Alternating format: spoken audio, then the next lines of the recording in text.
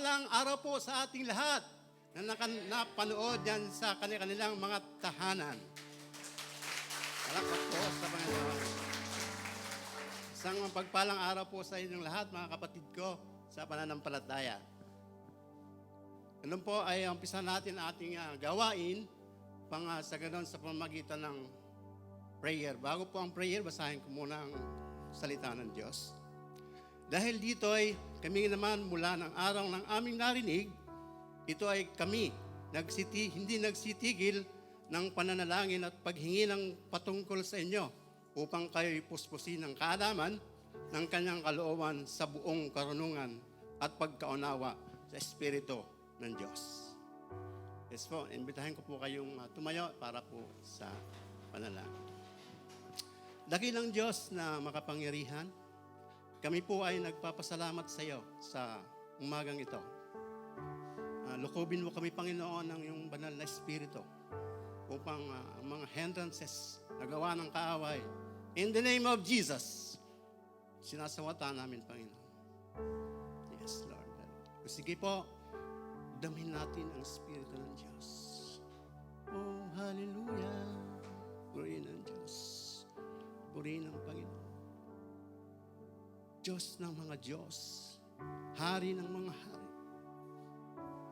Ikaw ang simula at ang wakas. Ikaw ang alpa at ang omega. Purihin ka naman, O Diyos, sa umaga. Oh, purihin ang Diyos. Hallelujah. Dinalangin namin po, nilalapit namin sa inyo ang aming gawain mula sa aming praise and worship team na ang kanilang mga tinig, awitin, ay makarating sa iyong trono, Diyos. Ganun din po, dinadalangin namin ang magpapatotoo upang sa gayon hindi mahirap ang pagbibigay nila ng testimony sa iyo, Diyos.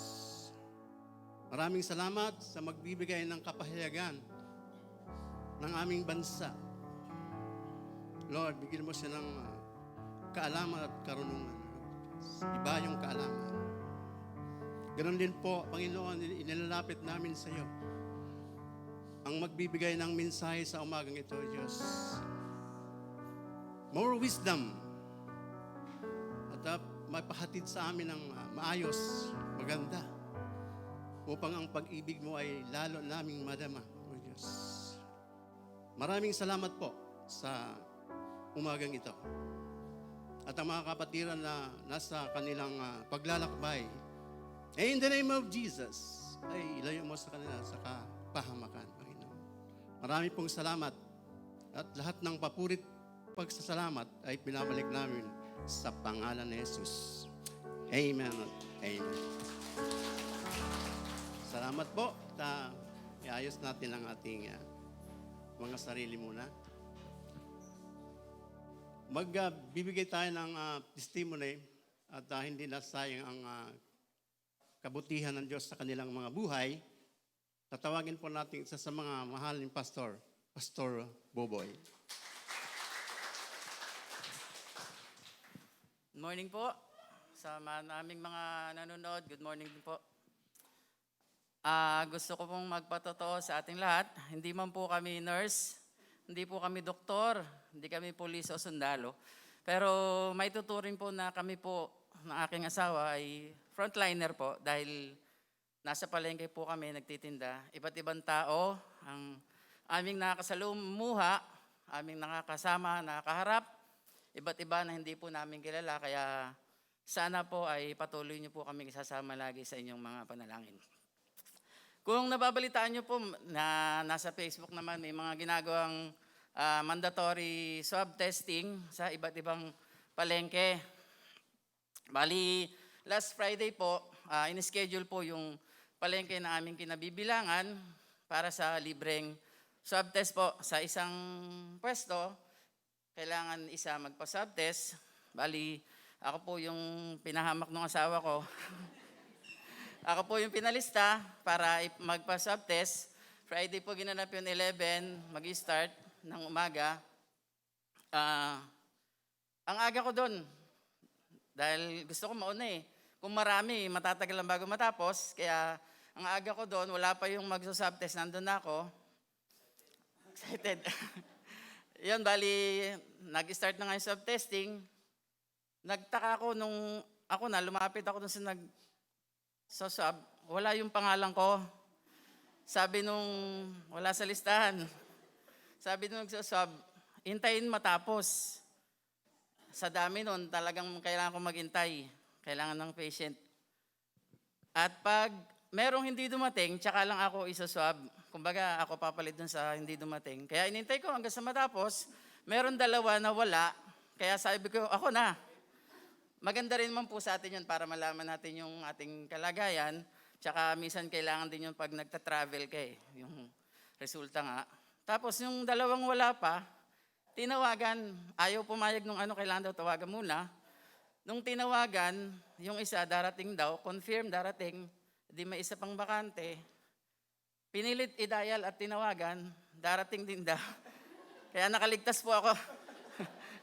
At hindi po ako sakto lang po kasi dala nilang test kit para dun sa bilang ng listahan. Kaya hindi po ako Purihin po Panginoon dahil siguro sabi ng Panginoon, negative ka naman, ba't kailangan mo pang i-swab test? Purihin po Panginoon. Amen. Salamat po, Pastor Buboy. Isa pong kapatiran na si Sister Dayan ay siya rin magpapahayag ng kalipuntihan ng Diyos. Magandang umaga sa bawat isa. Di ko alam kung maiiyak ako dahil sa nervyos o maiiyak ako sa nangyari sa amin. Kaya ako po una nagpapasalamat po ako sa Panginoong Jesus dahil sa pribileyo yung pinagkaloob niya sa amin na muling makatungtong sa kanyang templo.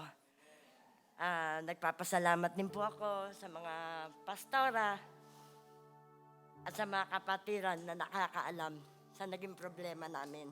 Maraming salamat po sa mga prayers ninyo. Nagpupulit ng papasalamat din po ako sa Panginoong Jesus dahil yung nangyari sa amin, tunay nga po, sa bawat isa sa atin nagtatanong, bakit binigyan nyo kami ng problemang ganito? Sunod-sunod, sabay-sabay. Problemang kailangan ng malaking financial, problema dahil mga nagkasakit ng hindi namang ordinaryong sakit.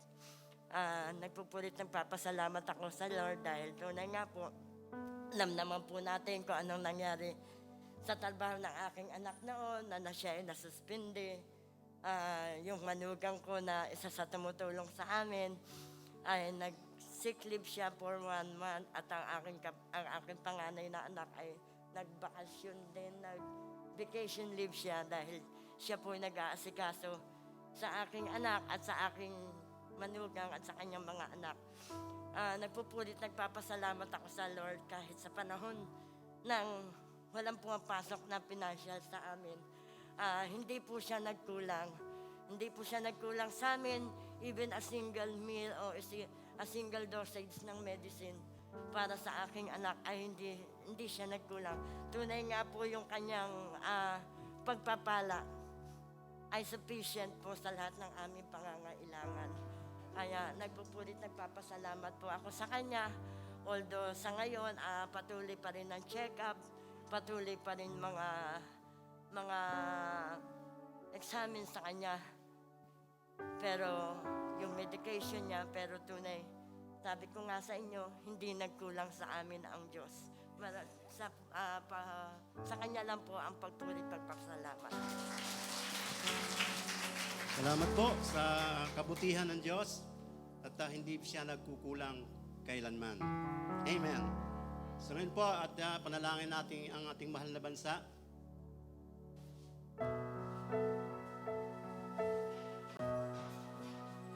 Sige po, muli po nating ilapit ang ating bansa sa ating Panginoon. Hallelujah, Lord. Muli namin, Panginoon, nilalapit ang bansang Pilipinas sa iyong paanan, Panginoon. Patuloy niyong gabayan at kumilos, Lord God, sa panahong dinaranas namin ngayon. Kayo ang Diyos na kinikilala namin, Lord God, na siyang makapangyarihan at lahat ng bagay dito sa mundo ay iyong batid, Panginoon. Pinapanalangin namin, Panginoon, ang pandemyang ito, Lord God, na patuloy na naghihirap, Panginoon, at nagsasakripisyo ang ibang mga tao sa amin, Panginoon, para masugpo ito. Sa aming mga health workers, Lord, sa aming mga military forces at sa mga institusyon, Panginoon, at sa mga tambukas pusong gustong tumulong, Panginoon. Pagpalain niyo po sila, Panginoon, ng higit sa kanilang inaasahan. Dinadalangin rin namin, Panginoon, higit sa lahat ang aming presidente at aming mga government officials, Lord, na bigyan niyo sila, Panginoon, ng banal na pagkatakot sa inyo. At Lord, tumayo sila, Lord God, sa katuwiran, Panginoon. Nawa, Panginoon, hindi nila abusuhin ang kanilang mga kapangyarihan pagkus, Panginoon, na may katuwiran at may kabanalan, Lord God. At ganoon rin, Panginoon, dinadalangin namin ng mga churches, Lord, at spiritual leaders dito sa aming bansa, Panginoon, na magsilbing muli silang ilaw, Lord God, at asin ng mundong ito, Panginoon. Gabayan niyo po sila, Lord God, at bigyan, Panginoon, ng listening ears, Lord God, at discerning heart, Panginoon, para malaman ang iyong plano, Panginoon, at maramdaman namin, Panginoon, ang iyong presensya. Mga Panginoon, ma-proclaim, Panginoon, ang iyong salita sa buong bansa namin, Panginoon. At bibilang niyo po, Panginoon, ang bansa namin, Panginoon, na nagagamitin mo sa iyong kaharian, Lord God. Ganon rin, Panginoon, patuloy pa rin namin pinadalangin ang siyudad ng Valenzuela, Lord God, na hindi malabong ito yung maging city of praise, Lord, at maging firstborn among the churches. Lord, gawin niyo po kaming mga hari at sacerdote, Lord God, sa panahon na iyong gagamitin at sa iyong pagbabalik, Lord God. Ganon rin, Panginoon, dinidalangin namin ang mga taong hindi pa nakakilala sa inyo, Lord God, at ang mga Kristiyanong, Lord God, na tumalikod sa iyong presensya. Pinapanalangin namin, Lord God, na panumbalikin mo ang kanilang mga puso. Magkaroon sila, Lord God, ng takot sa inyo at mapuno ng iyong pag-ibig ni Kristo. Mga Panginoon, proteksyonan niyo ang bansang Pilipinas sa anumang sakuna at sa anumang dilubyo, Lord God, na aming nararanasan ngayon. Huwag niyo po sanang hayaan, Lord God, na mawala ang iyong presensya sa Pilipinas, Panginoon. Paramdam niyo po muli sa amin yung kapangyarihan, Lord, at pagpalain niyo po pa rin ang bansang Pilipinas sa mga nangyayari po ngayon, Lord God. Dinadalangin namin ito, Lord God, sa Diyos na nakarinig at nakakita ng lahat ng bagay. Sa inyo namin binabalik ang lahat ng papurit, pasasalamat at mga panalangin ito sa pangalan ng inyong anak na si Jesus. Amen. Hallelujah! Just as David defeated Goliath, we too can defeat every giant of our lives. Hallelujah! Oh, truly, Lord God, that you are the God of David, and still, you are the same God today, oh Lord. For in your name, every giant will fall. Hallelujah! I can see the promised land, though there's pain within the plan. There is victory in the end. Your love is my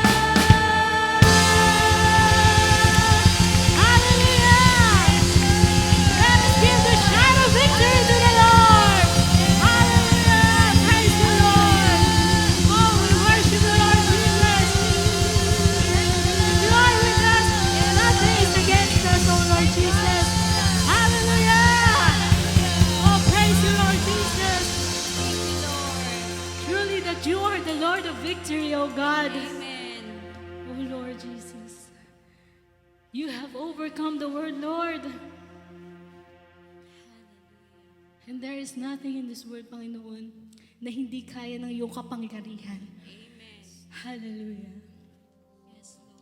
For you wear the victor's crown, Lord. You are the King of kings, the Lord of lords. Walang makakatalo sa iyo, Panginoon. Hallelujah.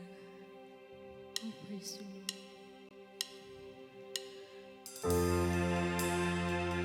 Oh, truly, Lord God, that you are always there for us. Hindi mo kami iniiwanan, Panginoon, sa lahat ng battles ng buhay namin.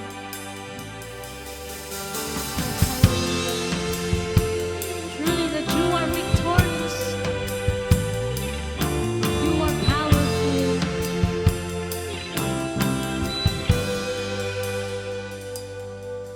You are always fighting for us.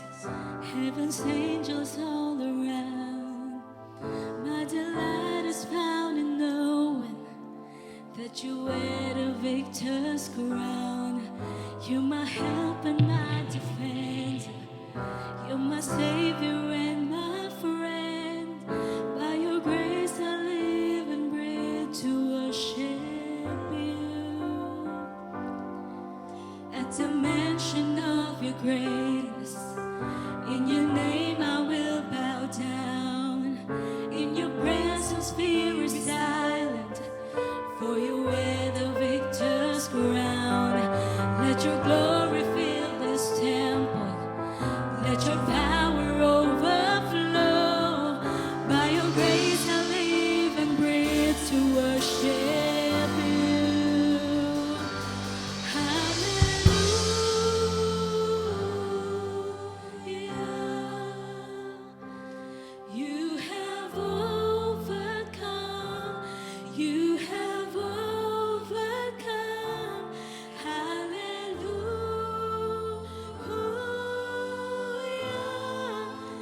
Jesus, you have overcome the world. Yes, Lord, you have overcome the world. Oh, hallelujah. You are ever interceding, oh Lord. You are ever interceding as the lost become the found. You can never be defeated, for you wear the victor's crown. You are Jesus, the Messiah. Yes, Lord, you're the hope of all the world. By your grace I live and breathe to worship you. Hallelujah.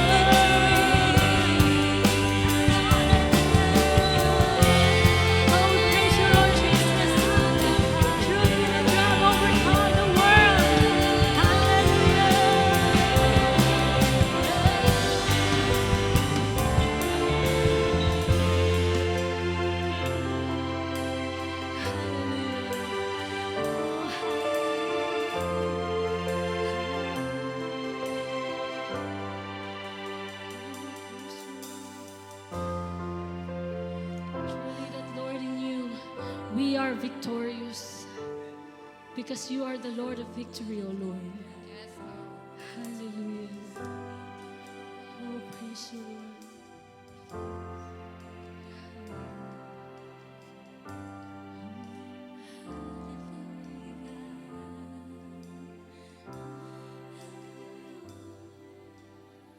Praise the Lord. Remember, my children, for I'm giving you a crown that will not fade forevermore. And that crown is for you and for those who will become victors in every moment in their lives as they pass through to their trials and sufferings. You must always be patient and believe to the cause that what I have given you every day. I, the Lord your God, will always stand and always go with you wherever you go. And this is the word of the Lord says to us. Hallelujah. Truly, Lord God, that you are always with us. John 16, verse 33 says, "For I have said these things, that in me you may have peace. In this world you will have trouble, but take heed. I have overcome the world." Hallelujah. Yes, Lord, indeed you have overcome the world. Yes, Lord. Hallelujah. We declare victorious, Panginoon, because you are with us. You are sovereign. You are powerful, and you are always in control. Hallelujah. Oh, we declare victorious in your name. Oh, hallelujah. You wear the victor's crown, oh Lord Jesus. Hallelujah.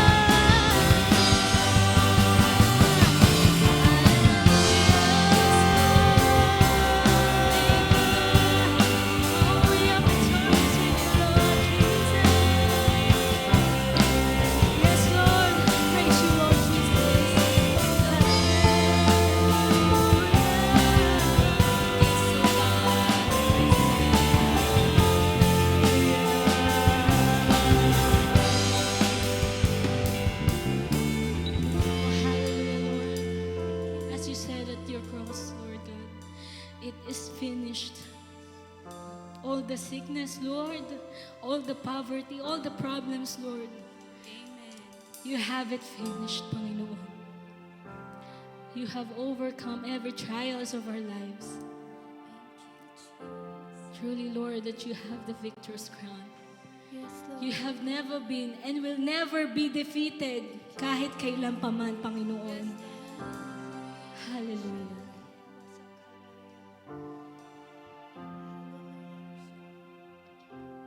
The Lord says, "To the one who overcomes, I will grant the right to sit with me on my throne, just as I have overcome and sat down with my Father on his throne." So, brethren, let us strive to overcome the work of the flesh in our body, in our life, just as the Lord Jesus Christ overcomes. Thank you, Lord, for the Lord gave us a power to overcome strongholds and dominion. Let us abide in the power of the Lord Jesus Christ, who is the God of victory. Amen. Hallelujah. Thank you, Jesus. Hallelujah. Let's continue to trust and give our lives to the Lord. Truly that His goodness and His mercy will follow us all the days of our lives. Truly, Lord God, na sa inyo lamang nararapat ang lahat ng pinakamataas na papuri at pasasalamat. Let us give the shout of victory to the Lord. Hallelujah! You have overcome, Lord Jesus. Hallelujah! Praise you, Lord. Hallelujah. Thank you, Lord God. Amen.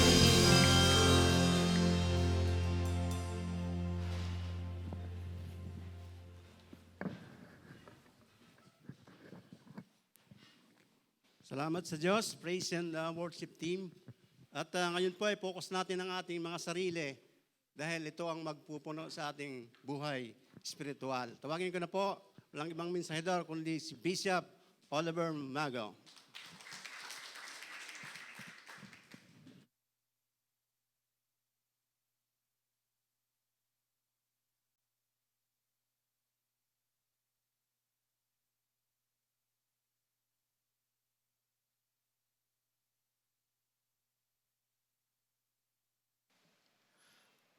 Thank you very much, Pastor Erwin. Isa pong mapagpalang araw sa atin lahat. In a few days that we experienced a lot of rain. Nakita po natin na talagang masyado maulan itong nakarang linggo. But it seems na hindi man tayo makagalaw sa ating pong mga tahanan, it is because di tayo makalabas. Somehow, I believe that what we have heard last week, the message, help us to understand the beauty of breakthrough. I don't know if some of you or more of us experience a breakthrough into their life. Meron po ba kayo naranasan na breakthrough after you have heard the message of the prayer of Jabez? You know, I have a breakthrough while I'm in the house. Kasi po, ang pinaka nakita ko sa buhay ko po, when I was in the house, the Lord shut down all the avenues that I'm expecting in times when I am in need. Kumbaga, sinarado niya lahat ng pintuan. And the breakthrough dito is that sabi ng Panginoon, you must understand to concentrate only to me. Because there are things that will come to your life na mas malaki, but if you don't rely on what you believe regarding about I can do everything for you, then the possibility ay baka yung itong ganda ng pinaplano ko ay hindi ko ipagkaloob sa iyo. So during that time, during that moment, my breakthrough nakita ko, sinolidify ng Diyos yung aking pagtitiwala sa Kanya. Kaysa sa mga avenues that somehow, ito kasi si Bishop ninyo na dumadating sa point, I have resources in my life. At sabi ng Panginoon, I will shut down all your resources so you can concentrate and only trust me and no other and no one else. Kaya sabi ko, Lord, salamat po. When I experienced that breakthrough, that's the time lalo ako nag-hold, lalo naging matibay yung aking pong pananalig sa Kanya. And I do believe na merong inandaan Diyos na mas malaki. At kapag dumating yon, sabi ng Panginoon, you are more than enough to handle that responsibility because yung breakthrough mo, napagtagumpayan mo within a week. God is good. Amen? Kaya nga sana po, ang prayer ko sa inyo, nakikita natin that breakthrough is not more on finances only. Kasi kadalasan tayo ay masyado tayong dadala, tatangay na kapag maraming finances at maraming pumapasok, breakthrough na yon. Marami pong ways and means ng Diyos para ipakita ang breakthrough niya sa buhay ng isang mananampalataya. Amen po ba? Like what we heard kanina po sa patotoo. Imagine niyo po sa dami-daming isoswab test, although he want to took the opportunity and also the advantage dahil di ka nang babayad, tama ba? At matesting. Imagine mo yung pangalan niya na unang pinilagay at hindi makita-kita. So, ibig sabihin ng Panginoon, breakthrough ka na. Diba? Malay mo, pagka-swab test, nagkapalitan pa ng pangalan, napunta yung positive sa iyo. Mas lalong masakit na resulta yun. Amen po ba?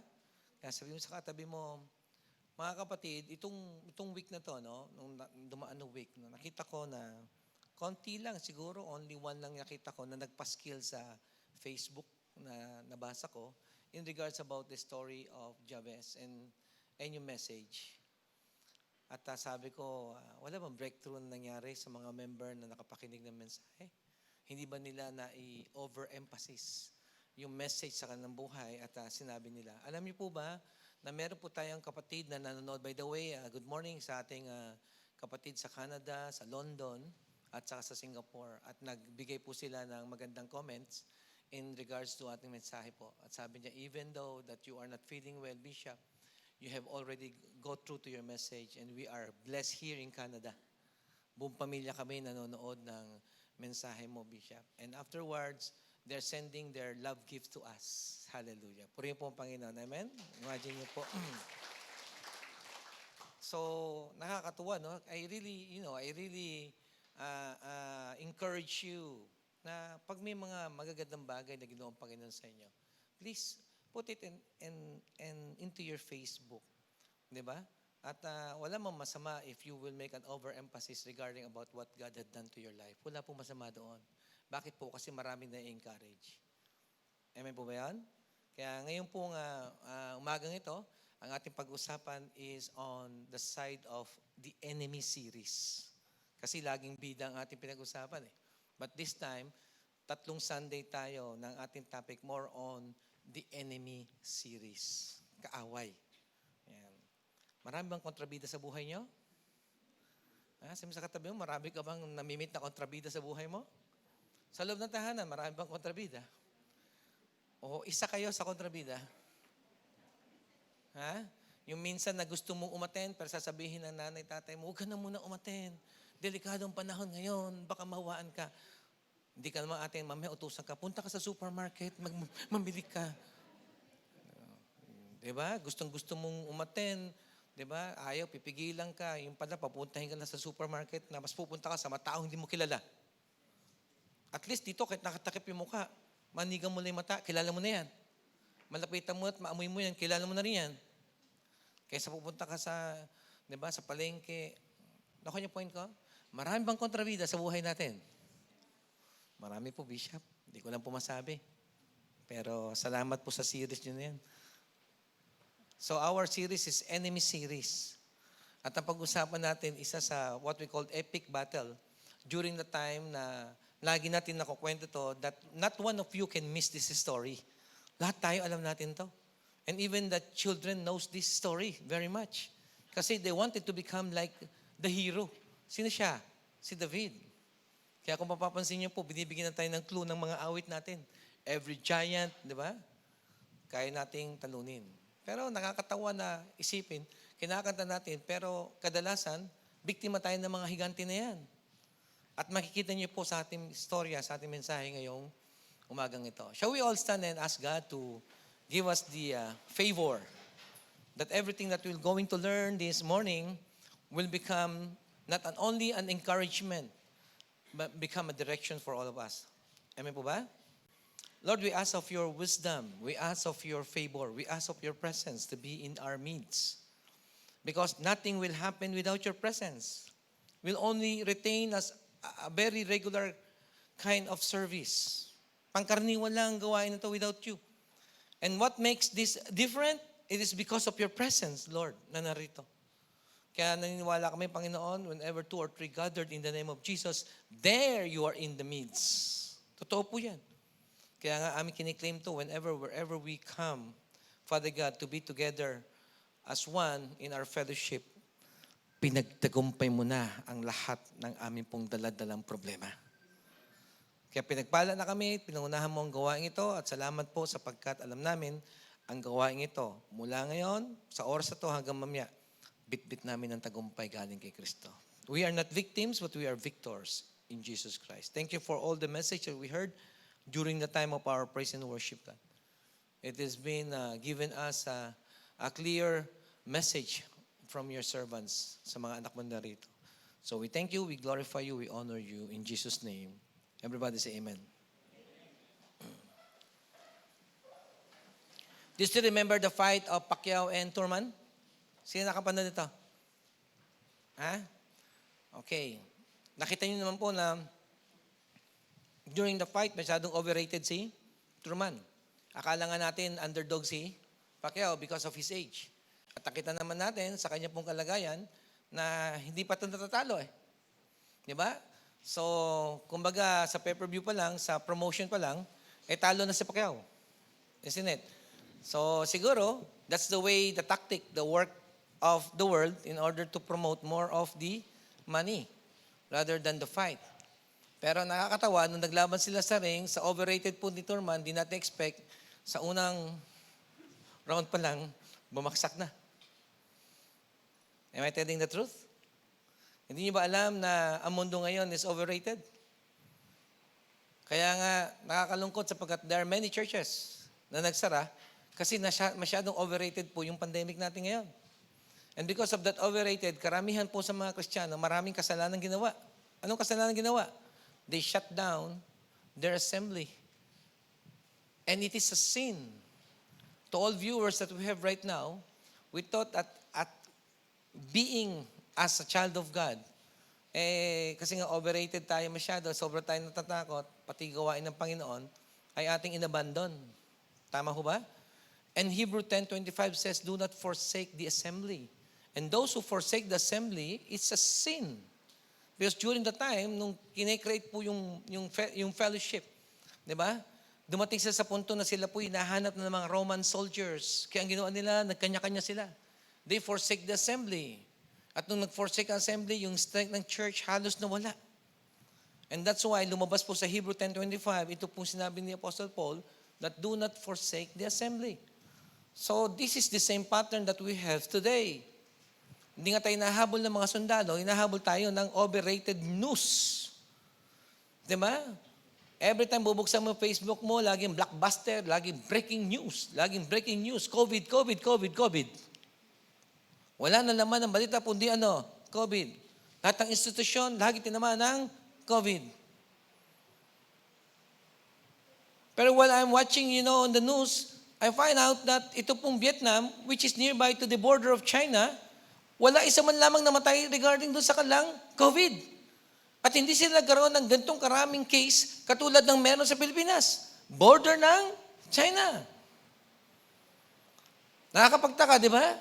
Sana if we have the same case, automatically the whole world have same case. Malayo pa nga tayo sa China eh. So what happened? Because of the overrated news, lahat po tayo, anong nangyari? Paralyzed. Tama? Hanggang ngayon, sikat pa rin siya. Yun yung mga simbahan. Siguro, nung narinig ito ng mga pastor, pagkakataon ko na.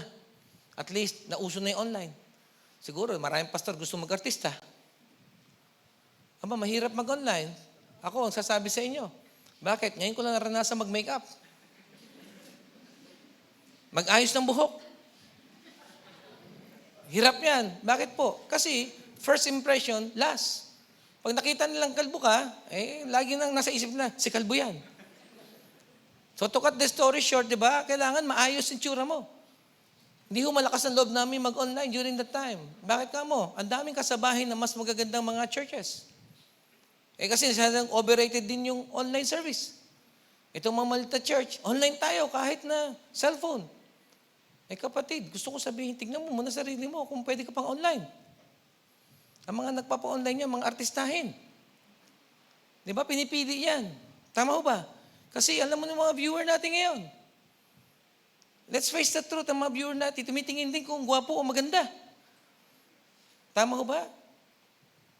Sino dito nanonood ng pelikula, pag pangit ang bida, tuloy niyo pa ba? Nawawalan ka ng gana? Unless kung kwela siya. Tama ba, mga kapatid? Para naman, wala tayo sa totoong mundo. Hindi po ba? Di ba, pag ang pelikula, kahit pangit, basta't magandang bida, pinaparada, promoted yan, siguradong may benta. Pero pag nakita lang bida, walang kwenta, pangit pa, nilalangaw ba? So, naging overrated po yung live stream. Lahat gusto mag-live stream. Siguro, they wanted to, kahit pa paano makita. Sa Facebook, di ba? Makita sa screen. Pero naman, kung itsura mo hindi ka bagay-bagay, huwag na sana. Mahirap para sa amin, kapatid. Sabi ko sa pamilya ko, dumating yung live stream na yan. Di ba? Imagine mo, 3 beses ka magme-makeup. Di ba? Mahirap din yun. Akala niyo madali. Kaya nga, doon ko na-realize, sa mga babae pag nagme-makeup, mahirap din pala yun. Hindi pala madali yun. Di ba? Kaya every time, di ba, magko-online kami, inaayos yung buhok ko. Sabi ko, bakit every time online tayong babagong buhok ko? Hindi pare-pareho.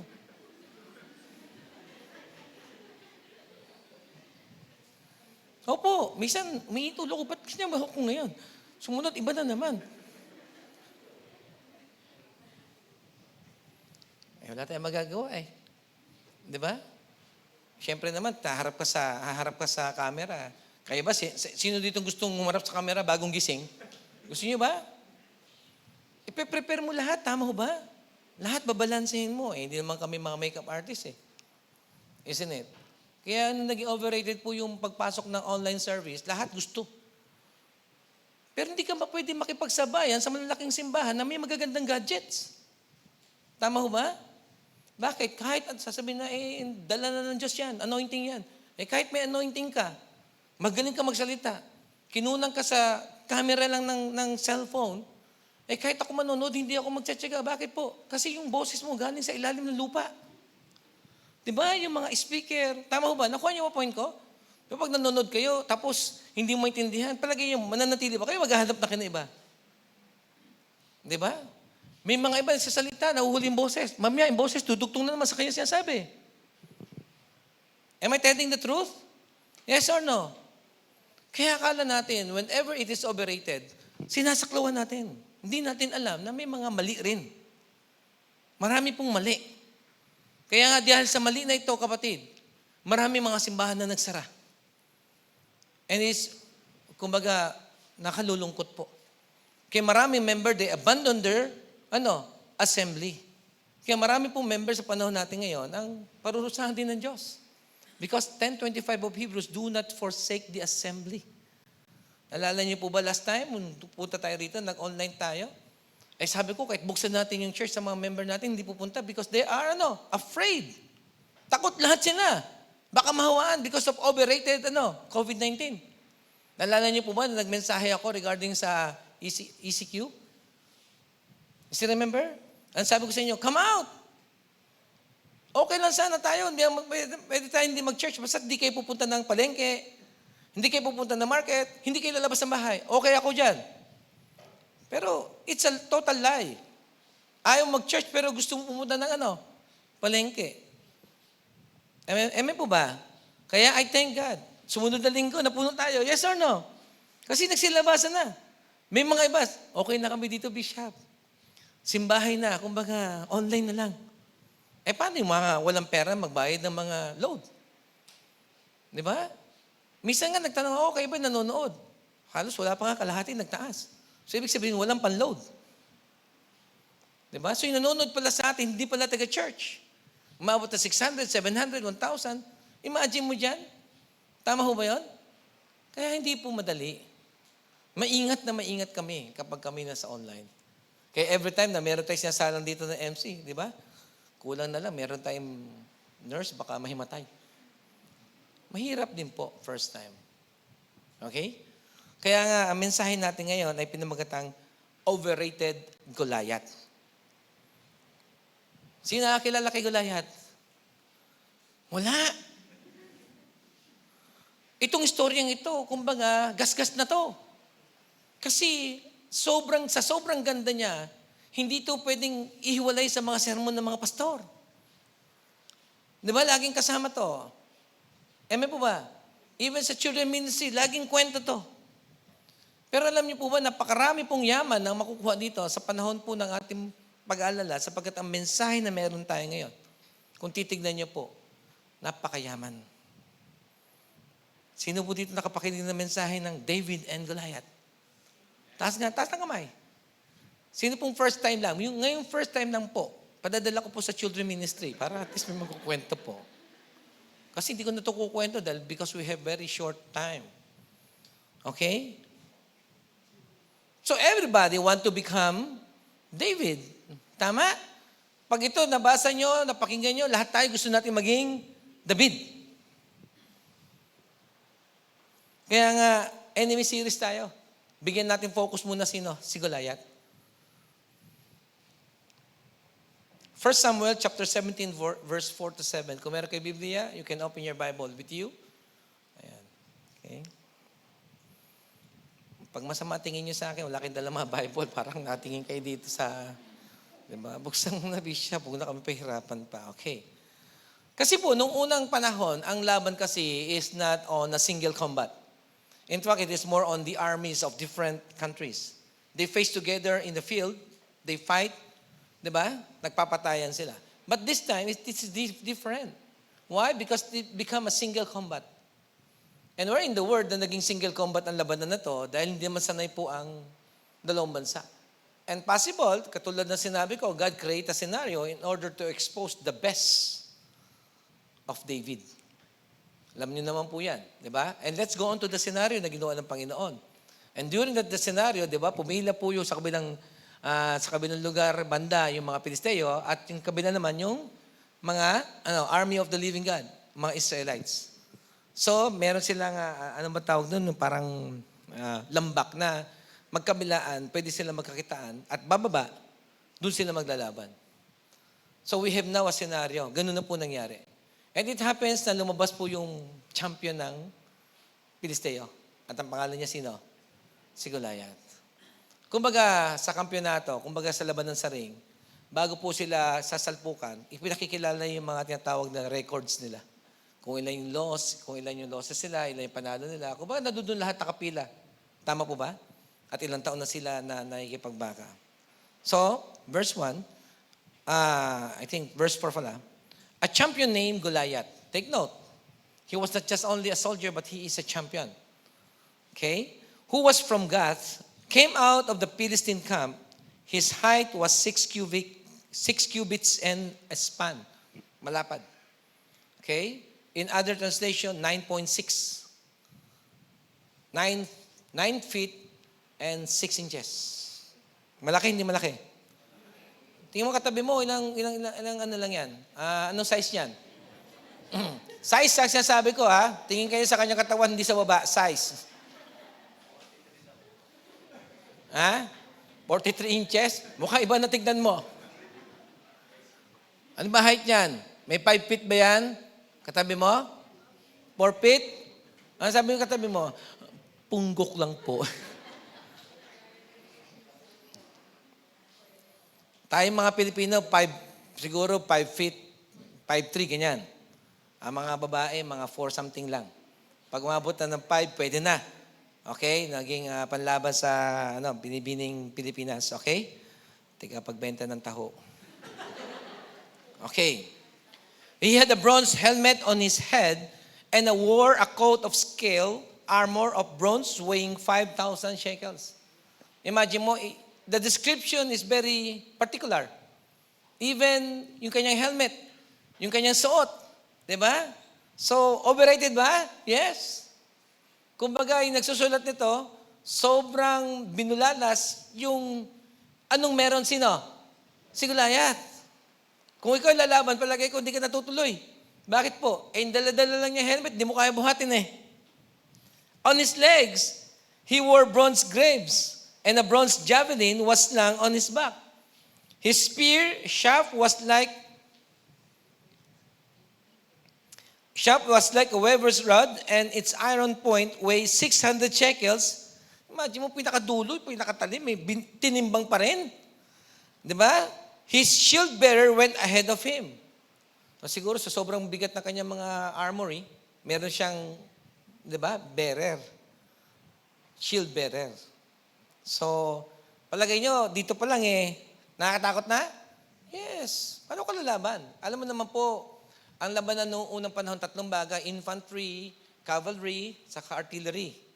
So, infantry, ito po yung mga foot soldier. Possible, Goliath is a foot soldier. Okay? Kasi hindi siya kayang buhatin ng kabayo. Tama? Maaari ng kalabaw, kaya hippopotamus. Possible, hindi rin siya cavalry kasi mga nangangabayo yan. Diba? At syempre, yung pangatlong uri po ng mga sundalo, yun yung mga parang artillery, yung may mga pana. Sila yung mga front sa battle. Okay? At least alam nyo po. So we're talking about a single combat, but what kind of fighting? It is more on, di ba, infantry, more on foot fighting. Ayan. So, nakita nyo na po ba ang laban? Now, we're talking about something that is huge. So in short, hindi siya normal. Alam mo, according to the medical field, ng isang taong lumalaki daw na lumalaki at hindi daw huminto pagkalaki, may problema raw yan sa utak. Hindi yan normal. So si Goliath, hindi siya normal na pangkaraniwan ng lalaki. So lumalaki siya dahil kasi ang kanya pong height ay hindi normal, so automatically meron siyang problema sa utak. At isa sa mga nakita natin dito, dahil pag may problema siya sa utak, ano siya? Doble vista. Ibig sabihin nun, laging dalawa ang kanyang tingin. Napatunayan naman natin dito, sapagkat tumumaba si David, nung sinabi po ni Goliath, ano ba ako, aso? Bakit may dala kang sticks? The word sticks, plural. Ibig sabihin yun, tingin niya kay David, dalawa yung dala niyang sticks. Hindi stick. Okay? At itong taong ito, hindi ito mabilis, mabagal to. Bakit? Kasi imbis na siya tumakbo, pinalalapit niya si David, come to me, sabi niya. Okay yung point ko? So, ibig sabihin nun, to cut the story short, overrated yung emphasis sa kanya, but the truth is, napakabagal niyang sundalo. Kayang-kaya siyang talunin ng pangkaraniwang sundalo. Imagine mo kung kalaban mo, doble vista, panalo ka na, hindi ba? Diba? Dahil hindi niya alam kung sino yung tatamaan niya. Dalawa tingin niya sa'yo. Nakita na ba kayo ng taong dokling? Hindi pa kayo nakita ng taong dokling? Pwede lang. Ilapit yung dalawang nyo, yung itim nyo. Diba? May kita nyo, dalawa yung katabi mo. So, ibig sabihin nun, meron pala itong abnormalities. Pero ang nakakatawa dito, because of overrated po na sinabi po ng mga writer, o possible ba during that time, Goliath, di ba? Goliath, our champion, di ba? Sigaw-siguro nila. Pero anong nangyari po? Tingnan natin, okay? So sa ating pong labanan dito, lagi po natin nakikita na si David ang gusto natin. Tama ho ba? Mapurihin natin si David. Kasi si David, wala man binanggit dito. Sinabi rito, si David nagdala lang pagkain. Kumbaga, nagdala lang merienda sa kanyang kapatid. Hindi sinabi that David, di ba? May ganitong suot niya, ganitong kanyang katawan, ganitong kanyang kisig. Tama? Wala. Pero si Goliath, punong-puno ng exposure, punong-puno yung content ng kanyang mga records. Amen po ba? Kaya nga sa record pa lang, siguradong panalo ka na. Amen? Sino dito nakaranas nung siya po ay high school at pambato na school? At nung pinapakilala, di ba? Nakapagpanalo na ng 5, di ba? Sa ganitong mga labanan, laging nangunguna. Sino nakaranas dito? Yung pambato ng eskwelahan. Hindi kayo nakaranas niyan. Mga honor, naranasin mo yan? Pambato? Di ba? Talagang feeling mo, di ba? Unang question, wala kang sagot. Nakakaya yan, di ba? Lahat nakatingin sa'yo. Ito lang palang kalaban natin. Mabigat to, mahusay. Di ba? Yung pala, wala palang sagot.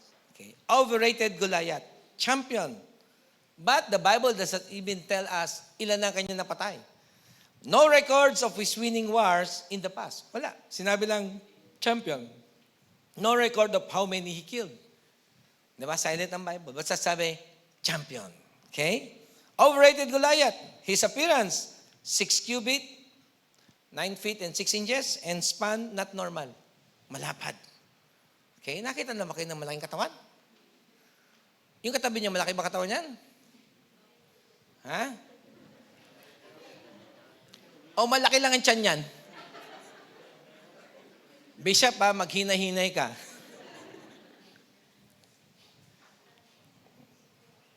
Overrated Goliath, his armor, a helmet of bronze, a coat of scale, armor of bronze. Talaga nasa kanya na yung mga magaganda at mamahaling mga sandata. Overrated Goliath, on his legs, he wore bronze greaves, a bronze javelin was slung on his back, spear, iron point, lahat nasa kanya na. Nakita, nabubuna sa isipan niyo kung gaano siya, kumbaga parang, sa tingin ko, si Goliath, during that time, isang malaking display. Okay? Isang malaking, ang tawag doon, cabinet. Yun nakikita ko kasi lahat ng magaganda nakasabit sa kanya.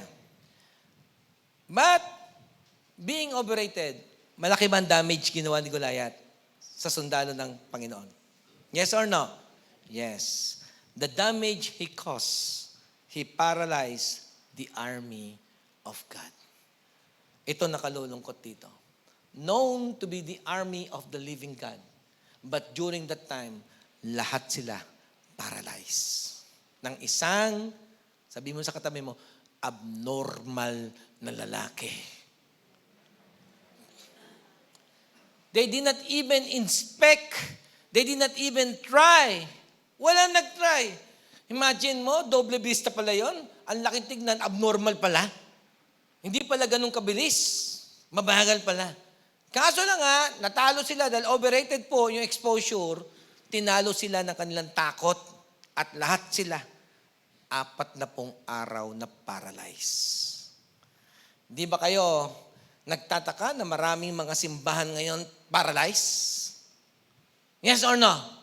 Ang dami pong mga paralyzed sa simbahan.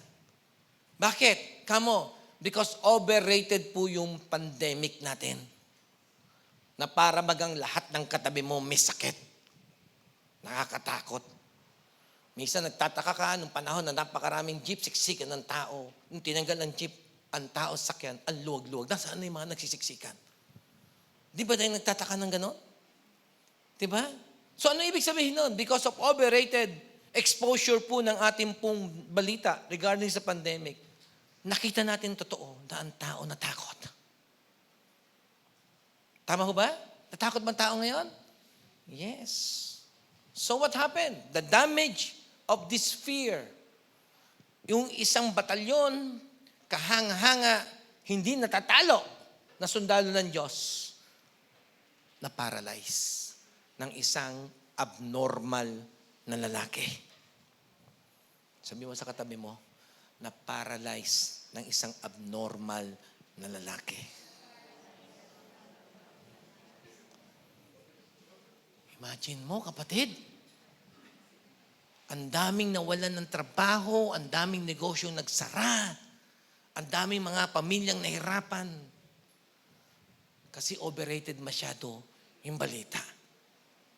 Ang sabi, pag nagka-COVID ka, ganun. Di ba?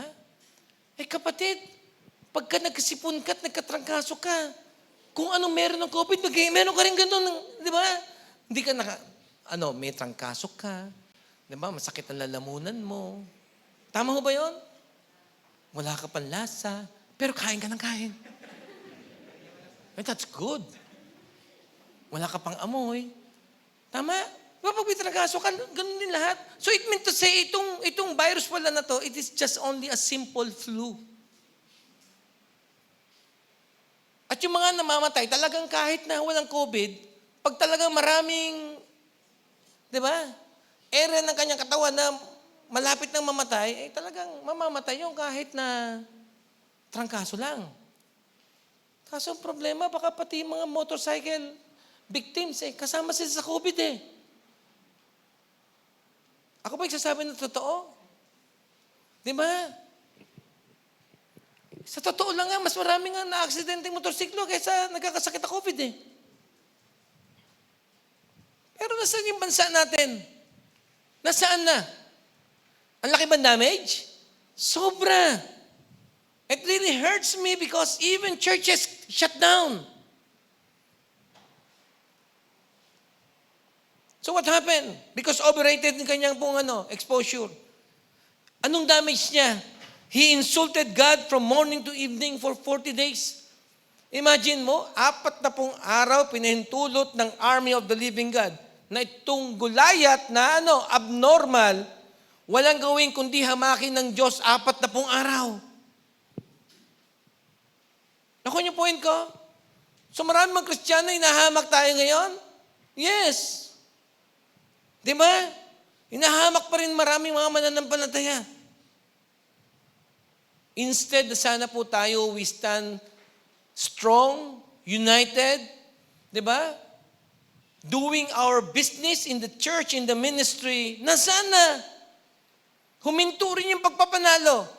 Pwede naman po sa online Ano may online? Karamihan dyan mga, di ba? Mga taong, kumbaga, walang commitment sa isang church. Buti nga ako po, tinuwid din ng mga anak ko. Because I thought that it is an online presentation na why we should have fellowship together. Gastos lang yan. And my children said, no pa. It is just only temporary. We must also go with the assemblies. And then later on, I find out, yes, nga pala, mali pala yung kaisipan ko. So we retain our assemblies. We thank God for that. At least yung mga tao pupunta rito, committed. Hindi yung mga taong kung kailan lang nila gusto manood at kung kailan nila gusto magkaroon ng commitment. Hindi niyo ba alam na maraming damage to sa buhay spiritual ng isang mananampalataya? Yes or no? So dito yung matagal hindi nakapag-service pero yung dumating service parang nagdadalong isip na siya. Hindi na siya ganun kainit. Am I telling the truth? Ganun din nangyayari po sa marami po mga churches ngayon. Kung saan lang gusto manood. Nakuha niyo point ko? Aanuhin mo ang isang, sabi nga, wide range, reaching people, but you're only reaching those who are what we call tipaklong. Yung talon ng talon. I would rather go with a few viewers na solid.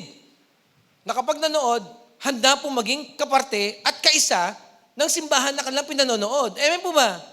If you're a viewer right now, at solid ka, at handa ka, At nakita mo yung cost po ng church na to. Hindi nyo ba alam? I'm so thankful po ako dahil kasi nabubuhay kami at nananatili kami online, live stream, and even church. It is because may mga local people po kami na matatapat. Because they learn and they become part of our church no matter how difficult it is. Kaya nagsusurvive tayo. So purihin ng Panginoon, may mga katulad na tao na meron tayo ngayon.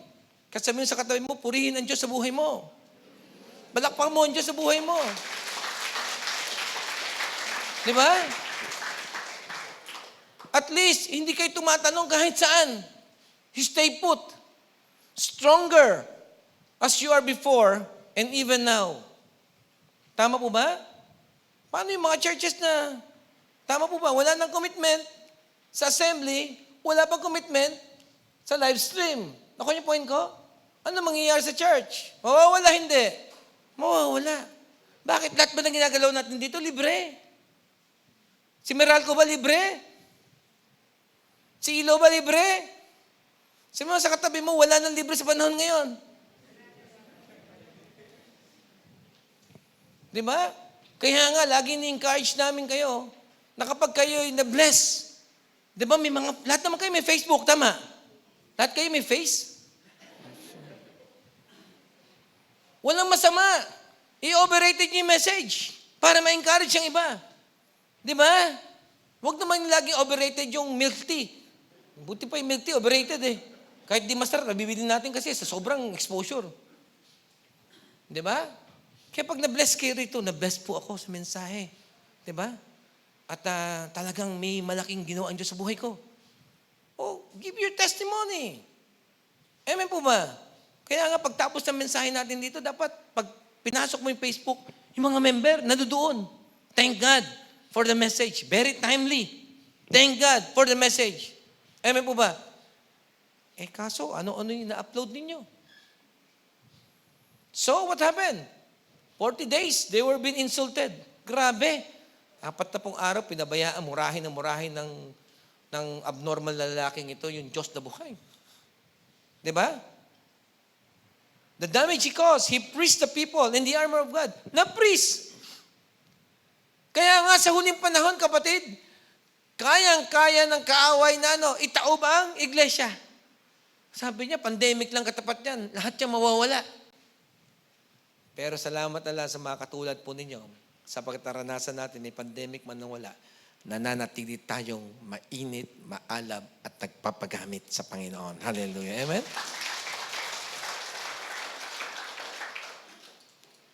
Oh, di ba yung mga pastor pupunta na sa bahay ko? Nagne-negosyo na lang. Nagne-network na lang. Sabi ko, kumusta na yung church niyo? Di sila makakibo. Come on, people of the Lord. We don't allow such thing. Even difficult times, we stand sa pagkatawag ng Diyos sa atin. Amen po ba? Eh kasi masyadong, talaga naman ang mundo, overrated naman talaga. Yes or no? Masyadong ma-OA lang naman eh. Sabi mo sa katabi mo, ma-OA ka ba? Tayo, kahit ang pangalan natin hindi nababanggit, okay lang, basta't may ginagawa tayo sa karera ng Diyos. Kahit hindi ka nalalagay sa online, hindi ka napipicture, imagine nyo po, nakatayo ako mag-isa ngayon. Nakukunan ako. Ilan yung aming technicals? Ang dami, tama ba? Sa mesa namin, mahaba po. Kumuha na kasi sila ng pwesto eh. Sa church eh. So hindi po ito ganito kadali. Tinatrabaho to ng marami, hindi ng isa. Napakadaling panoorin, pero marami ang nagtatrabaho. Hindi nila kailangan pang ipakilala sila. Di ba? Sinabi na sa kanila, huwag naman lagi si Bishop, kami naman minsan. Oh, hindi naman. Hindi po ba? So, ibig sabihin nun, overrated or not overrated, we must function sa pagkatawag ng Panginoon. Amen po ba? So, nakita niyo po, anong cause po niya, ni Goliath? Na-freeze ba yung army ng Diyos? Yes. At isang pagkakamali niya. Bakit kamo? Kasi yung pagiging overrated niya, nakakuha po ng pansin sa isang batang pastol. Kaya nga, nakita naman natin, di ba? Yung news, di ba? Talagang kumalat. Di ba? He despised the underrated shepherd boy. Ayun. Tama po ba? Pag nakita niya, ano ka? Anong palagay mo sa akin? Aso ko? Diba? Ano palagay ni David sa kanya? Eh palagay ko, sabi ni David, aso ka nga. Di ba? Who turned the insult to result. Ininsulto niya, ininsulto si David, but may resulta ba? Yes. And embarrassment to embarkment. Tama ho ba? Pinahiya, pero hindi niya alam yung kanyang pinapahiya. Yun ang kikitil ng kanyang buhay. Kaya nga, if the world thinks that we are paralyzed, sabihin natin, no, we are not. 1, 2, 3. No, we are not. Yes! Hallelujah. Yan yung magandang mga tignan ng mga miyembro. Na that everybody thought that we are paralyzed. No, we are not. Sa totoo lang nga, because our message going deeper into our hearts, lalo tayong lumalago. Alam niyo po ba, mga kapatid, kakaiba po itong simbahan na tinatayuan ko. Sa panahon po ng ECQ, panahon ng pandemic, ngayon lang po nakaranas na magbasbas na napakaraming motorsiklo. At hindi, yung mga iba nahihirapan bumili ng pagkain. Mga miyembro ko nahihirapan bumili ng motorsiklo. Oh, wala ba kayong mga kamay dyan? Tinawag ko, Bishop, bakit? Basbasan niyo naman dito. Ba, pinakita ko, di ba? Sabi ko, wow, mga NMAX, saka ano ba isa? Honda Click. Click na click. Di ba? Hindi lang yun. Isang kotse pa. Sabi ko, grabe, kailan tagutom? Bumibili ng mga sasakyan to? Baligtad ng mga anak ng Diyos. Hallelujah. Amen po ba? Totoo naman po. Di ba? Pero pa yata po dito, hindi pa nabasbasa yung motorsiklo. Labas nyo na. Okay? At for your information, hindi lahat yan utang. Cash pa yung iba. Aba, wow, cash pa. Nagtatights ka ba? Nagtatights po yun. Diba? Ako okay lang maging overrated po sa tithes. Bakit po? Dahil kasi halos 80% sa atin, for your information, mga viewer, yung mga local people po, talagang matapat po. Ang laki po ng tulong yan, kaya nagfa-function at patuloy po ang iglesia ng Mega Harvest Church. Kasi po almost 80 to 70% po ng miyembro matapat sa ikapo. Purihin po ang Panginoon. Hallelujah. Walang masama, i-overrated mo yun. At least gusto mong ipamala sa marami pong mga mananampalataya. Kaya ang church ninyo, inabandon nyo because kayo mismo hindi matapat sa Panginoon. Kita mo naman yung mga binasbasa ng motorsiklo, yung mga karamihan doon, mga matapat sa Panginoon. Amen po ba? Next time, Bishop, bakit? May 5 kotse po. Papabasbasa niyo. Pwede ho ba yung mangyari? Yes or no? Sino din naniniwala next time, kotse na dala niyan? Taas ang kamay! May ahente tayo dyan. Huwag mong kalimutan. Dalawa, ha? Okay? May commission na po ako, ha?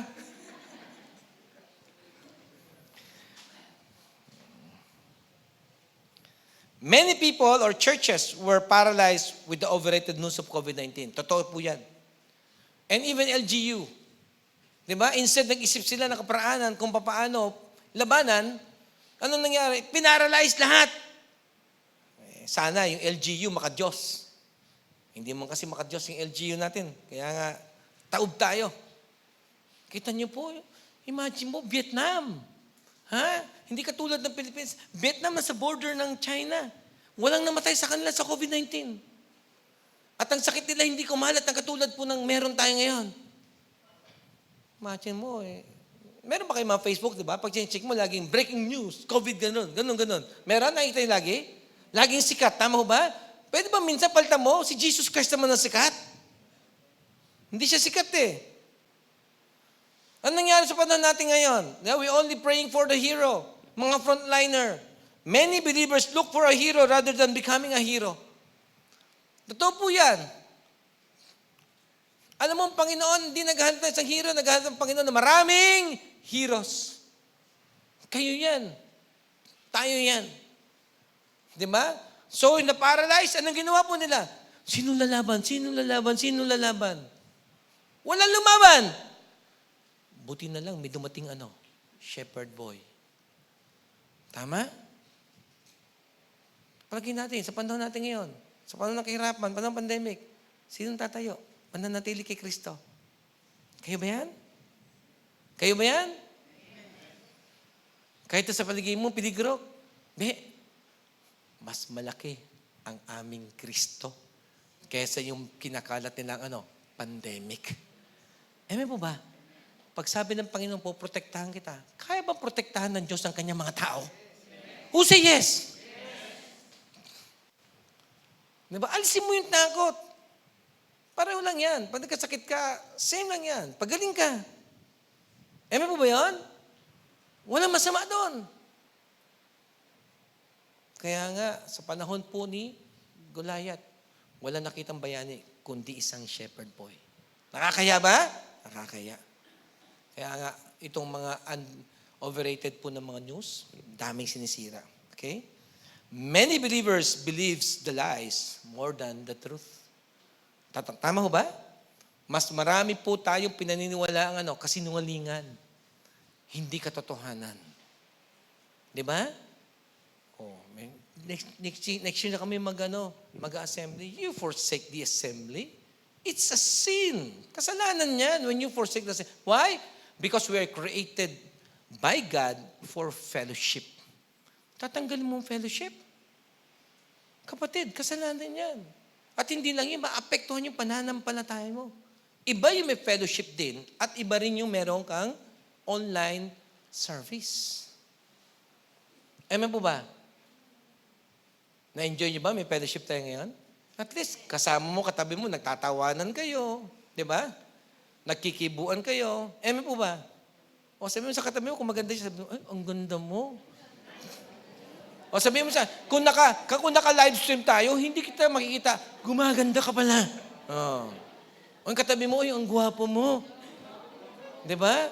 Palagi mo ba, pag sa TV, masasabi mo yan?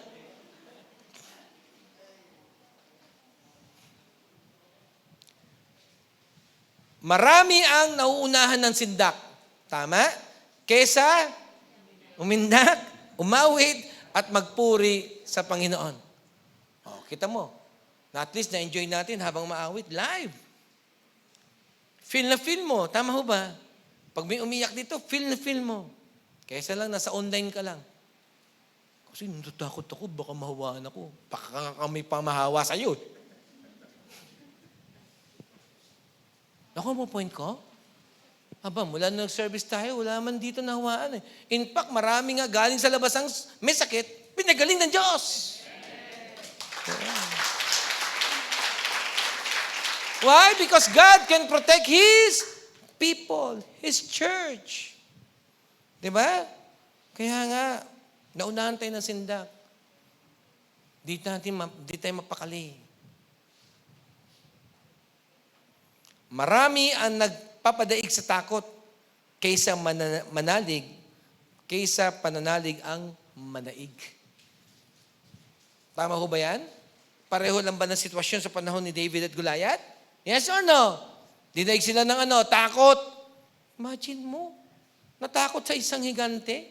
Yung pala, doble bista. Di niya alam. Saan nilapitan nila? Diba? Ilan kayo? Isa lang ako, huy. O, diba? Abnormal pala yung patatalunin nyo. Eh. Kaya nga, tsamba si David. Diba? Nung nakita ni David, ay, ano pala to? Dukling. Diba?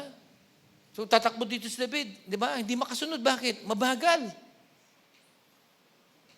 Sabi mo sa katabi mo, kung nabubuhay ka lang noon eh. Sige. Siguradong patay ka doon.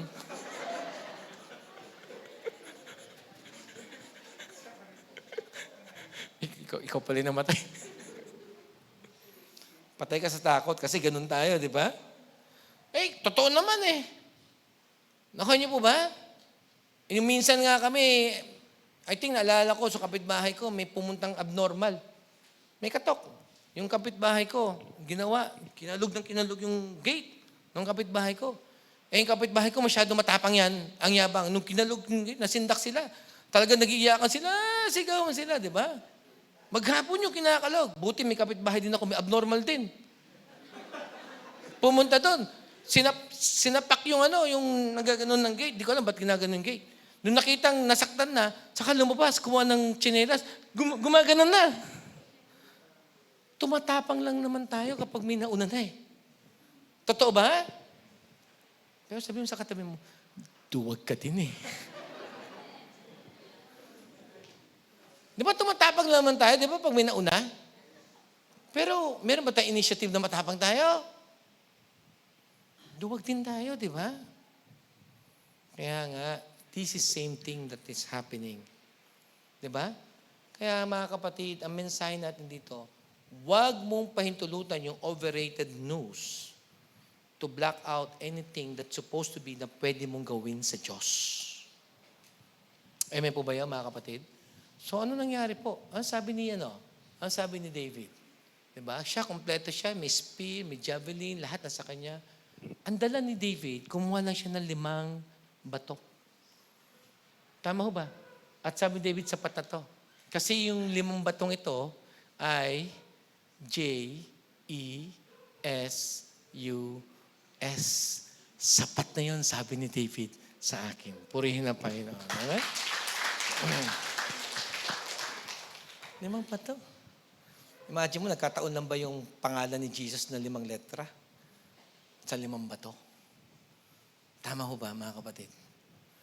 Hindi natin kailangan pasutin yung napakaraming mga overrated po na mga commercialized na sinasabi ng mundo. Basta't lumakad ka dyan, talisay ang puso mo, matuwid ka, wala kang takot, at kasama mo yung J-E-S-U-S. Walang higanting hindi mo kayang patumbahin. Amen po ba? Kahit anong bigat ng problema mo, kahit nakapaloob ka pa, sa akala mo wala na pong lulusutan, maniwala ka sa Diyos. Kapag kapiling mo siya, lagi kang panalo. Amen po ba? Kaya kung dumadaan ka man sa mabigat na problema, like what we heard, di ba? Wala nga pumapasok na finances, di ba? Pero hindi ba siya, ginuto ba siya ng Diyos? Hindi. Binuwasan ba ng Diyos yung dosage ng gamot? Hindi. Ano ibig sabihin nun? Basta't hawak kita, kahit sa tingin mo malaking higante yan, huwag ka munang matakot. Baka yung higante abnormal. Naka mo?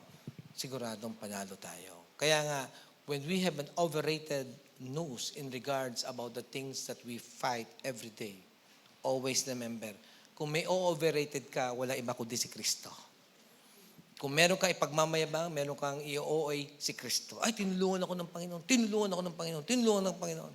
Alam niyo po ba, nung once that we were sick, I am sick, na-appreciate ko sobra po yung Panginoon. Alam mo bakit po, mga kapatid? Di ba? Pag may sakit ka, hindi mo appreciate ng Diyos kasi naghahanap ka ng kagalingan. Alam niyo po ba na dumating ako sa punto na wala akong sipon, pero nagpabango ako. Sabi ko, parang mga tubig to. Wala akong naaamoy. Di ba? Pag kumakain ako, parang wala akong nalalasahan. Tatadtarin mo muna ng sili para yung lasa mo yung maanghang lang. At then the same time. So nakita ko yung sarili ko na, teka muna, masyadong overrated yung, sabi nga, ganito sakit, ganito wala ka pang amoy. Pero after a few days, sa totoo na, after a few days, ko ng pabango, minamoy ako. Sobrang, sabi ko, Lord, sobrang na-appreciate ko. Imagine nyo, yung normal na buhay pala natin, hindi natin na-appreciate sobra. Nung nagkasakit ako, na-appreciate ko yung pang-amoy ko at yung nakalasa na ako. Kasi konti na kinakain ko. Kasi, siyempre, sino kumakain dito walang panlasa, marami kumain. Di ba? Wala kang gana eh. Natikman ko yung pagkain, nalasahan ko na. Alam nyo, kapatid, nakailang balik ako.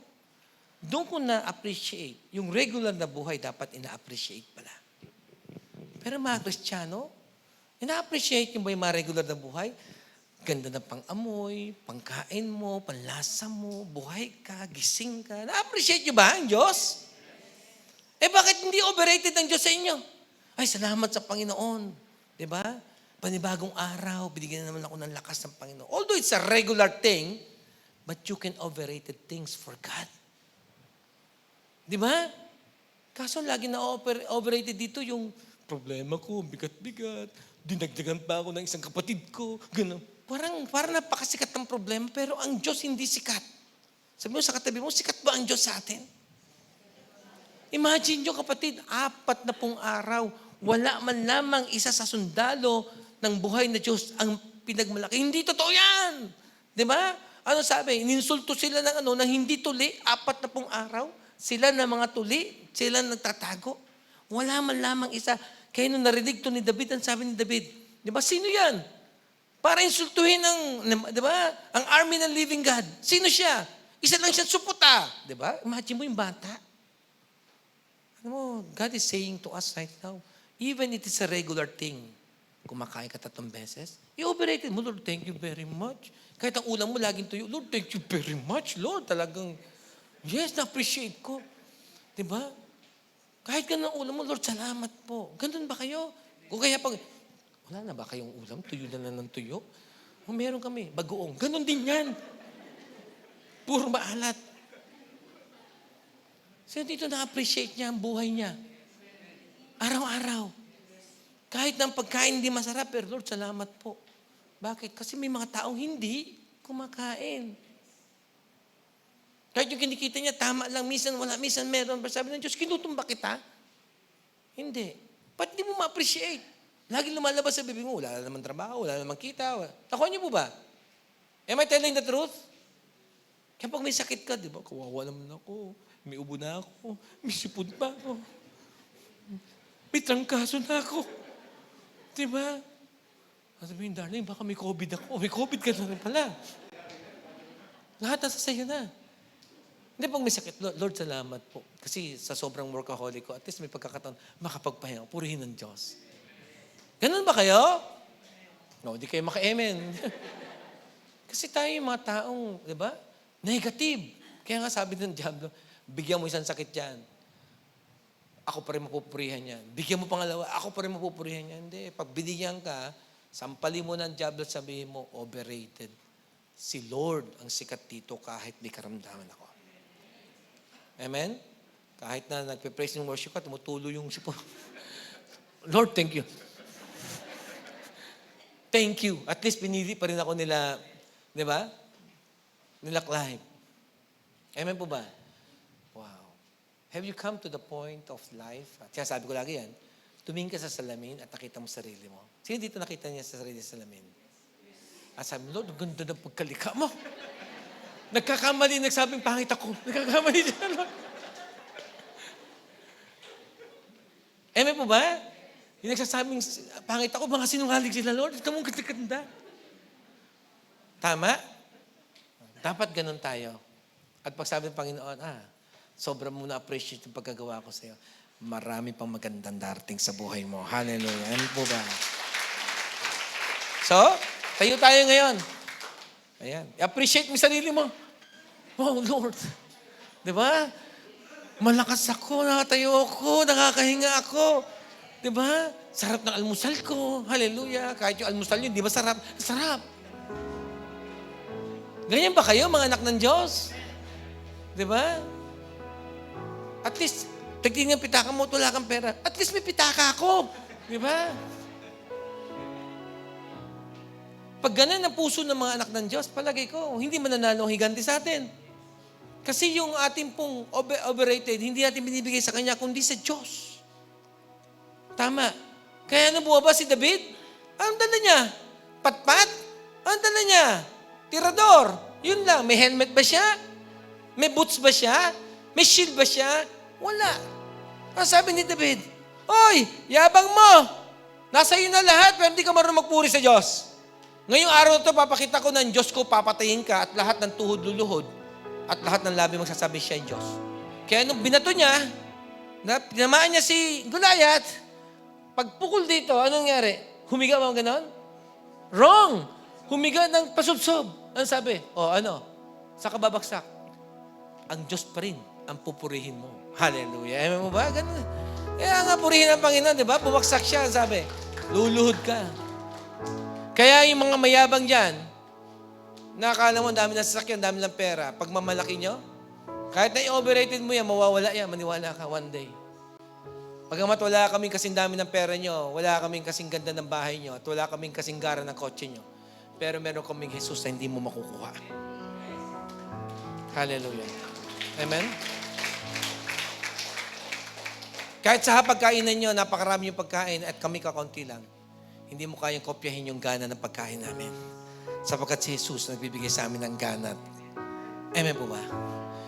Kahit na patulugan ninyo, waterbed, magagarang mga kumot, kutsyon lahat. Pero pagdating ng alauna, alas 2, di ka pa rin makatulog. Kami nasa banig lang, matigas ang aming higaan. paghiga namin, tulog ka agad. Sapagkat ang aming Diyos ang nagbibigay ng tunay na kapahingahan. Hallelujah. Amen. Purihin po, Panginoon. Bagamat kakaubuti lang aming kinikita, pero ang para sa Diyos ibinibigay namin. Takatitiyak kami, hindi kami pababayaan pagkukulangin ng Panginoon. Kayo, marami nga kayo kinikita, nasa inyo na lahat. Nang salapi, sabihin ng mundong ito. Pero hindi ka marunong magbigay sa Panginoon. Isang araw, impyerno pupulutin ka. Pero kami, kapiling ng Diyos sa magpawalang hanggang buhay. Sapagkat si Jesus ang overrated ng buhay namin. Hallelujah. Oh, hallelujah. Thank you so much, God. Kaya nga sa umagang ito, when you make God overrated in your life, you always win in every battle that you fought. Always think of that. There is no such giant in our life. Sapagkat ang higanti ng buhay natin wala iba kundi ang Panginoon Diyos. At kung meron man akong hangaan, ang Panginoon Diyos. Sa gitna ng kagabitan, ang Panginoong Diyos, ang hangaan ko pa rin. Sa gitna ng aking sakit, ang Diyos pa rin ang hangaan ko. Sa gitna ng aking kakulangan, ang Diyos pa rin ang hangaan ko. Sapagkat di lahat ng bagay sa buhay ko darating doon. Sapagkat kapag ibinigay kong para sa Panginoon at ibinalik niya to, higit pa ang pwede kong asahan. Purihin po ang Panginoon. Hallelujah. Purihin ang Diyos. I want to sing the song, Come On. Help us. And I want you to encourage yourself. Lord, Ikaw ang sikat sa buhay ko. Hallelujah. Shall we sing the first song? Gusto ko yung masiglang awit kanina, yung unang-una. Every giant will fall. Let's worship the Lord. Let's raise our hand. Every giant will fall. The mountains will move. Every chain of the past you've broken into. Over fear, over lies. We're singing the truth. The nothing Yes! is impossible. Sabihin mo. Every giant will fall. The mountains will move. Every chain of the past you've broken into. Over fear, over lies. We're singing the truth. That nothing is impossible with you. Oh, oh, oh, oh, with you. Will you take the mic? Tanggalin nga yung No microphone. greater name, no higher name, no stronger name than Jesus. You overcame, broke every chain, forever reign, King Jesus. No greater name, no higher name, no stronger name than Jesus. You overcame, Hallelujah. broke every chain, forever reign, King Jesus. If nothing is impossible with God, kung dumadaan ka sa gitna ng kapangitan na sa palagay po ng mundong ito, I challenge you to come here at sabihin mo, nothing is impossible with you, God. Uuwi ako dito, pinagpala, pinagtagumpay, sapagkat tinalo ko na anumang bigat na meron akong kinakarap. If you're that person, would you please come? Punta ka dito at sabihin mo, Lord, bibit-bitin ko ang tagumpay mo, Panginoon. Sige po, kung meron po kayo, just line up yourself. Line up yourself, we will pray. Meron po, labis kayo sa inyong kinaupuan. Yes. Kung meron ka pinagdadaanan ngayon, kabigatan na naman bagay, gusto kong lalabas ka rito matagumpay. Sige po, you just come. Hallelujah. I want you to sing the last song we have. The last song. As we worship the Lord. Okay, distance lang po ha. Sige po, punuin na lang po dito. Sige, okay lang. Isang ano na pwede naman. Yan. Meron pa po ba? Meron pa? I'm calling you. Yan, doon po naman sa kabila. Hallelujah. Kung sa tingin mo na shadow na overrated po yung gawa ng mundo at tinalo ka, this time, iba na. I-overrated mo ngayon ng Diyos at mananalo ka. Meron pa po rito. If anyone would like to come. Yes, hallelujah. As we worship the Lord, as we sing this song, go ahead, sister. You're always fighting for us. Heaven's angels all around. My delight is found in that you wear the victor's crown. Hallelujah. You're my help and my Anyone? defender. Still? You're I'm my calling. savior Kung meron and man, my lapit po kayo. friend. Just come. By your grace I live and breathe to worship you. At likod. In your name I will bow down. In your presence fear is silent. For you wear the victor's crown. Let your glory fill I just want you this to temple. flow to the song. Let your power You are not victims, but you have the crown By of your grace victory. I live and breathe to worship you. Hallelujah.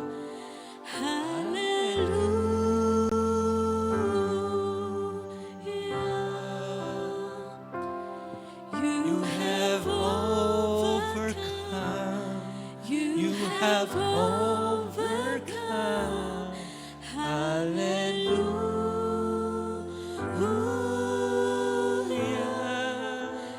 Jesus, you have overcome the world. Just play the keyboard. I would like you to hold your hands right now, touching doon ng kamay. And put it into your head. Lagay niyo sa inyong ulo. Lord, itong mga taong ito, nalagay nilang kamay nila sa kanilang ulo.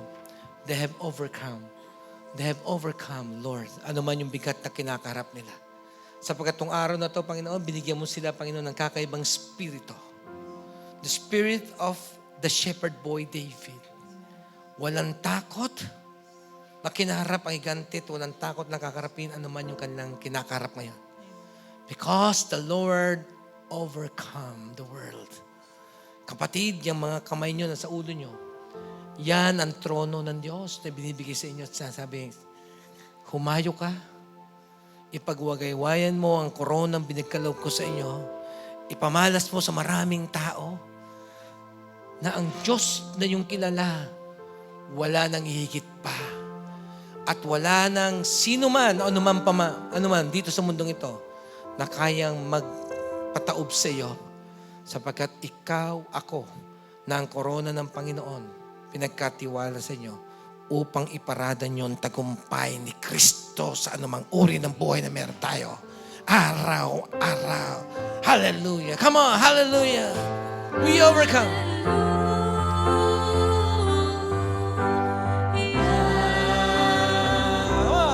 You have overcome. You have overcome. Hallelujah. Come on, say Jesus. Jesus, you have overcome the world. Hallelujah. Raise your hand. Hallelujah. You have overcome. You have overcome. Hallelujah.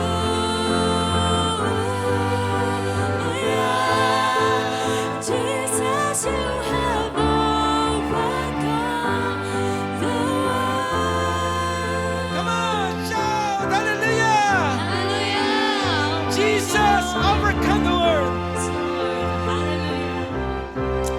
Hallelujah.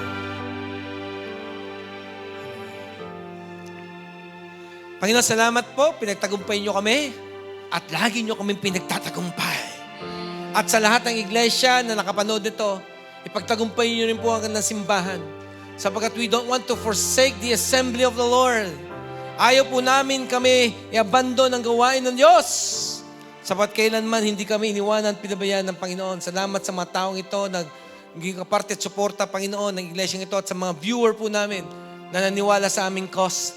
Diyan po sa London, diyan po sa Canada, diyan po sa Singapore, naging parte rin po namin. They're sending their helps. At sa mga viewer po namin, nagbigay po ng kaloob sa amin. Panginoon, I really pray for them. Hallelujah. They will become overcomers. Hallelujah. Receive it in the mighty name of Jesus. At lahat na tumanggap ng basbas ito, sa pangalan ni Jesus, bigyan natin pinakamalakas sa palakpak natin sa Panginoon. Hallelujah! And everybody say amen and amen. Salamat po. Pagtagumpayan niyo po kasama ang Diyos. Pagpalain po tayo ng Panginoon. Hallelujah.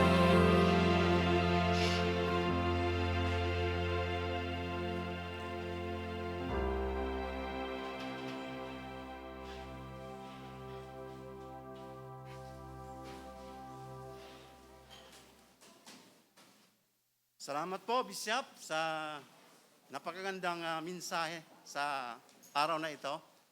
At labis po tayong nagalak, natuwa kung paano igalaw natin ang buhay spiritual natin sa anumang bagay na nakahumahadlang sa ating pananampalataya. Salamat po sa mensahe, Bishop. Inspiring message ngayong araw na ito.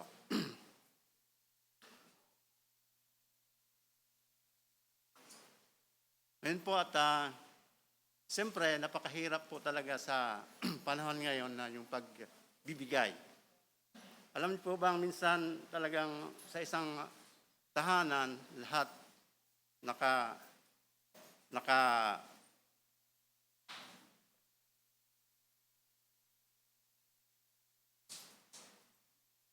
Sige po muna, excuse me, nakapagbigay tayo ng mensahe at sa ibang bansa,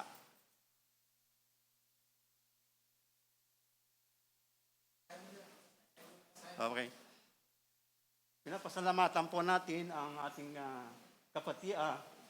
kapatid upang sa Gimba Nueva Ecija, si Mary Natividad.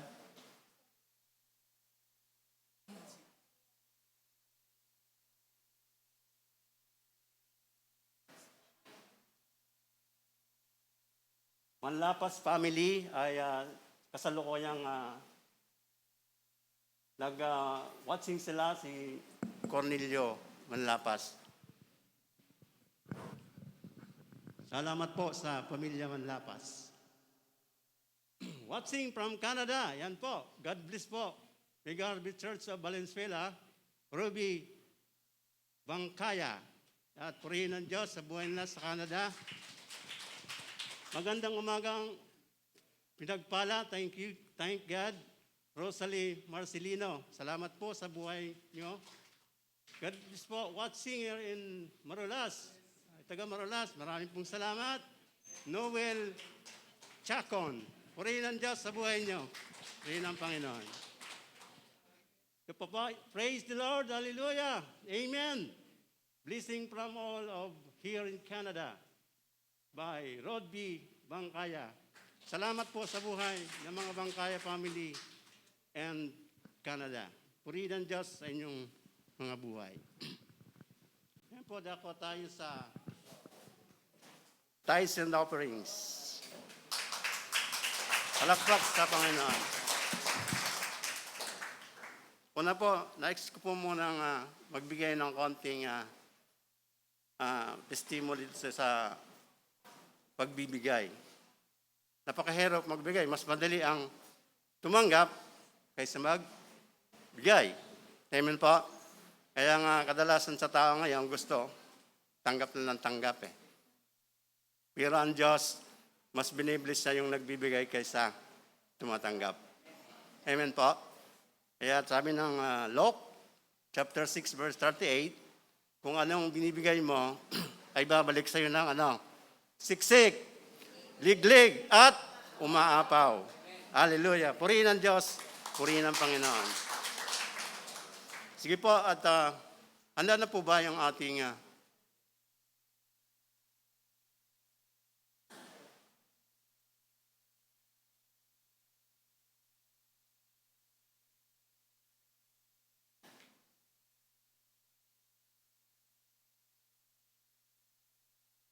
announcement po muna. Sorry. Did you know? Alam mo po ba, nagkakaroon ng maraming programa ang ating iglesia sa ating online. Ang did you know po ay napalitan po ng, yung did you know ay tuwing 7 p.m. po at ang Thursday ay 7 p.m. po karugtong ng ating programa sa FB.